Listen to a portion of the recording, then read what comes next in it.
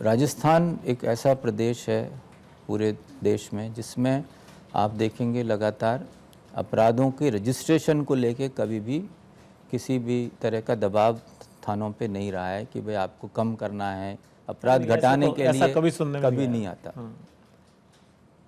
यहाँ तक कि कुछ श्रेणी में हमारे यहाँ अपराध में काफ़ी केसेस जो दर्ज होते हैं वो झूठे भी पाए जाते हैं। उसके बावजूद भी थाना स्तर पे लोग रिपोर्ट दर्ज करने में आमतौर पे कोई मना नहीं करता है। तो वो एक स्थिति है कि रजिस्ट्रेशन हमारे यहाँ है। पिछले हमने अभी जब अपराधों में हम जब स्टैटिस्टिक्स देख रहे थे तो हमने ये भी देखा कि क्या न्यायालय के द्वारा दर्ज कराए हुए अपराधों में कोई संख्या का क्या स्थिति है, तो उसमें भी गिरावट आई है। अच्छा, तो उससे एक तो ये स्पष्ट होता है कि थानों में रजिस्ट्रेशन करने अपना केस कराने में दिक्कत नहीं आ रही है लोग, क्योंकि अब अदालत लोग को कम जाना पड़ रहा है अपना केस दर्ज कराने। खुद ही एफआईआर दर्ज कर रहे हैं थाने। फिर जो नए आपराधिक कानून जो गत वर्ष से शुरू हुए उसमें अब जीरो एफआईआर को भी बहुत प्रोमिनेंटली उसकी व्यवस्था की गई है कि यदि आपका जो जिस रिपोर्ट को आप करना चाहते हैं तो आप अपने नज़दीकी थाना से भी उस रिपोर्ट को दर्ज करा सकते हैं और उस थाने की जिम्मेदारी है कि वो उसको संबंधित थाने को प्रेषित करे।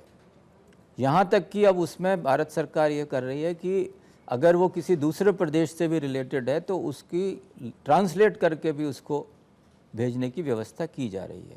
तो रजिस्ट्रेशन एज सच देखिए तो उसमें लगातार बहुत सुगम उसको बनाए जाने की कोशिश की है। EFIR की भी व्यवस्था की गई है कि कोई व्यक्ति इलेक्ट्रॉनिकली FIR भेज सकता है और 3 दिन में जाके वो थाने में उसको अगर जाके वेरीफाई कर देगा, साइन करेगा तो वो FIR में उसको कन्वर्ट हो जाएगा। तो अब अपराध कम होने की जो बात आती है तो उसमें तो ये मैं बताना चाह रहा था कि एक तो रजिस्ट्रेशन में कोई इसके मतलब साथ फेक कोई नहीं है। हाँ, आप ये कहना चाहते हैं फेक नहीं है, तो एफआईआर हाँ, दर्ज करने में कोई रोक नहीं रहा तो है। वो तो एक तो वो चीज़ नहीं हुई है। दूसरा जो है पुलिस ने लगातार जो अनुसंधान का जो तरीका है, अपराधियों के खिलाफ समय पे कार्रवाई करना, उनको अधिक से अधिक सज़ा दिलाने की कोशिश करना, तो वो सब और लगातार इसमें जैसे आपने देखा होगा गत समय में एंटी गैंगस्टर टास्क फोर्स बनाई गई राजस्थान में, एंटी नारकोटिक्स टास्क फोर्स बनाई गई। तो ये जो स्पेशलाइज्ड जो हैं हमारे यूनिट्स हैं, इन्होंने लगातार अपराधियों पे अंकुश लाने के लिए बहुत सक्रियता से काम किया। बहुत सारे अपराधी ऐसे हैं जिनके खिलाफ कार्रवाई की है, बहुत सारे लोग ऐसे हैं जो इन अपराधियों को सहयोग कर रहे थे, उनके खिलाफ कार्रवाई की गई है। तो उसी का ये नतीजा है कि समय आप देख रहे हैं कि समय दर समय अपराधों में एक गिरावट महसूस हो रही है। तो राजस्थान में गैंगस्टर्स के खिलाफ काफ़ी अभियान चल रहा है, मुझे ऐसा लगता है। और यूपी में जैसा सुनने में आया था कि बड़ी मात्रा में प्रॉपर्टी अटैचमेंट्स कर रहे हैं, उनके बैंक खाते सीज कर रहे हैं और उनके जो घर हैं और जो उनके अवैध कब्जे हैं उन पर बुलडोज़र चला दिया जाता है। तो राजस्थान में भी क्या इस तरह की कार्रवाई हो रही है? और ये बुलडोज़र को लेकर के आपका क्या टेक है, आप कैसा समझते हैं इसको? गैंगस्टर्स के खिलाफ सख्त से सख्त कार्रवाई होनी चाहिए और उन्होंने यदि अपराध के माध्यम से कोई संपत्ति अर्जित की है तो उसकी जब्ती और उसको उसका लाभ ना मिले, इसके लिए पुलिस को कार्य करना अब अनिवार्य भी हो गया है एक तरह से, क्योंकि नए जो कानून लागू हुए हैं उसमें न्याय संहिता में ये भी एक प्रावधान है कि अपराधियों की अपराध के द्वारा अर्जित की हुई संपत्ति को कोर्ट के माध्यम से सीज किया जा सकता है, उसको कॉन्फिस्केट किया जा सकता है। तो ऑलरेडी आपने अगर देखा हो गत समय में इस संबंध में कार्रवाइयाँ राजस्थान पुलिस ने शुरू करी हैं। और साथ ही साथ जब भी हम इस तरह से कोई केस होता है तो ये भी देखा जाता है कि उस व्यक्ति ने कोई संपत्ति ऐसी तो नहीं है जिसका अवैध तरीके से कोई निर्माण किया हुआ है या उसके गैरकानूनी तरीके से अगर उसने कोई कंस्ट्रक्शन किया हुआ है, तो जैसी स्थिति हो उसके अनुसार स्थानीय प्रशासन को सहयोग देकर फिर नियमानुसार वो कार्रवाई करने का भी उसमें प्रावधान रखा गया है। जो 3 अच्छे बड़े नए कानून आए हैं, केंद्र सरकार का भी इच्छा है कि उनका प्रचार प्रसार होना चाहिए। भारतीय न्याय संहिता है, भारतीय साक्ष्य संहिता है, भारतीय नागरिक सुरक्षा संहिता है।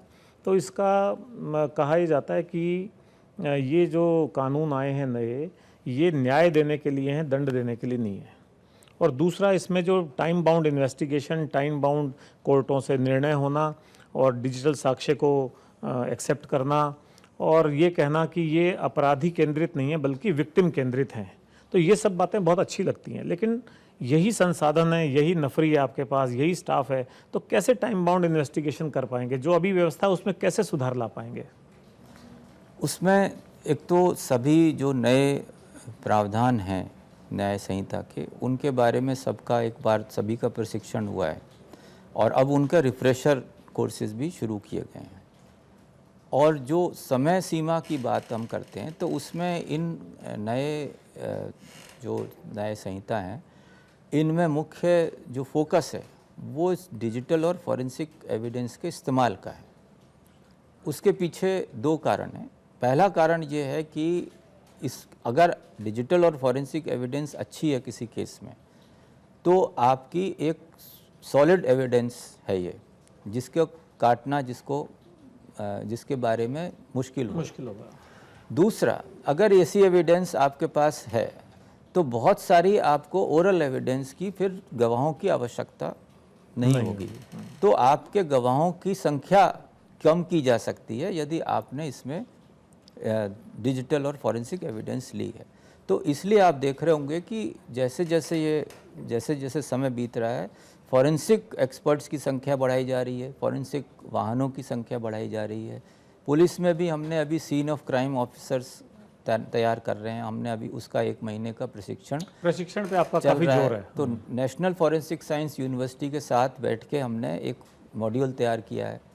तो BPRND, national forensic science university, FSL और राजस्थान पुलिस, ये चारों ने मिलके एक कार्यक्रम अभी शुरू किया है। लगभग 100 हमारे विभिन्न थानों से लोग आज की तारीख में ट्रेनिंग ले रहे हैं और इसके बाद इनको सीन ऑफ क्राइम ऑफिसर, हम कोशिश है कि हर थाने में ऐसे 2 व्यक्ति हों जिनको अनुभव हो, थोड़ी जानकारी हो कि किस तरह से फॉरेंसिक डिजिटल साक्ष्य को कलेक्ट करना है।